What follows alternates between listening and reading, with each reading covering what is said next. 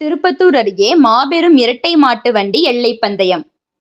சிவகங்கை மாவட்டம் திருப்பத்தூர் அருகே காட்டாம்பூர் ஊராட்சிக்கு உட்பட்ட சௌமிய நாராயணபுரம் ஸ்ரீ பாண்டிமுனி ஐயா கோவில் பால்குடம் கிடா வெட்டுதல் விழாவை முன்னிட்டு 3ஆம் ஆண்டு மாபெரும் இரட்டை மாட்டு வண்டி எல்லை பந்தயம் நடைபெற்றது.